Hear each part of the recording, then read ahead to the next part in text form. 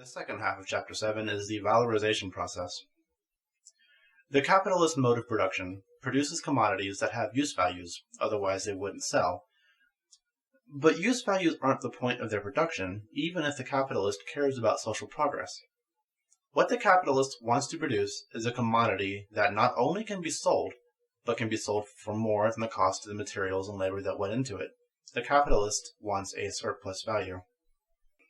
The value of a commodity is determined by the socially necessary labor time and, of course, the raw materials that went into it.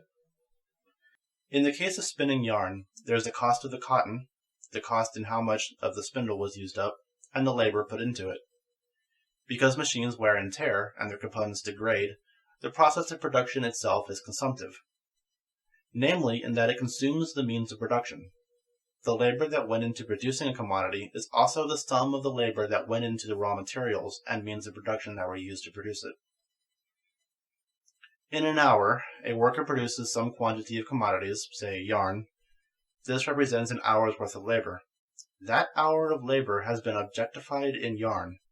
If it takes 3 hours to convert 1 pound of cotton into 1 pound of yarn, then the value of that pound of yarn has increased by the amount of labor required to convert the cotton into it.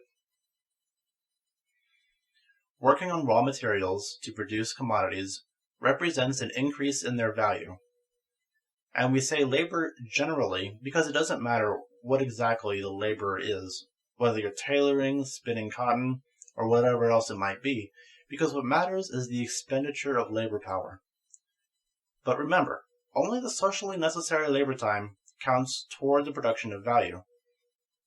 If it takes an hour to convert a pound of cotton into a pound of yarn, and the pound of cotton costs $5 and the pound of yarn sells for $10, then the value of the labor added to the materials involved is $5.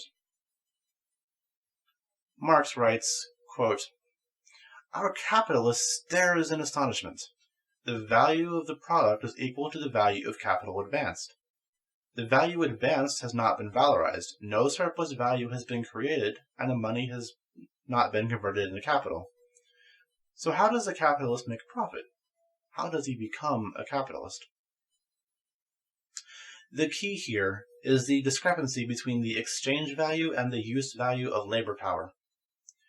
If I pay you $10 to work for me for an hour, and in that hour you produce $25 worth of value for me, I've made $15 in profit. This is what the capitalist has in mind when they buy labor power, and the worker, once they've sold the labor power, they lose the right to its use value.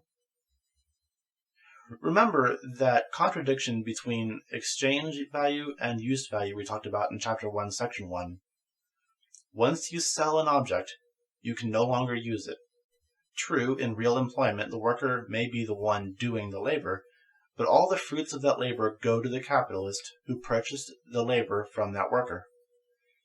Marx writes, "The trick has at last worked. Money has been converted into capital." A frequent liberal defense of capitalism is that it's a system that allows one to keep the fruits of their labor. If that is the case, then they need to determine where profit comes from, otherwise they've created a huge mystery.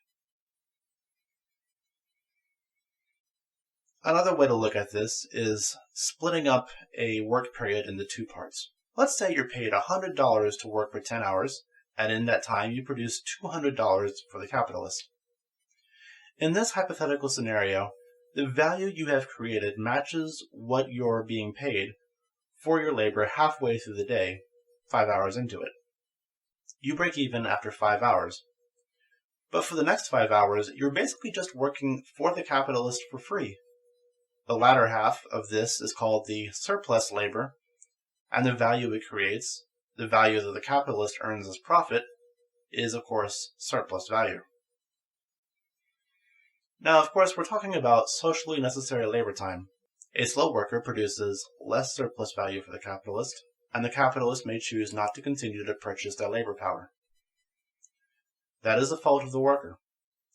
But the capitalist must ensure the worker has the tools necessary to work at the socially necessary labor time. That is the responsibility of the capitalist. Also, the capitalists will want to ensure that no raw materials are wasted and that the laborer stays busy. Both are aimed at increasing the surplus value generated. This will all sound very familiar to basically anyone who's ever been employed and has really given the time to think about what is going on at their job.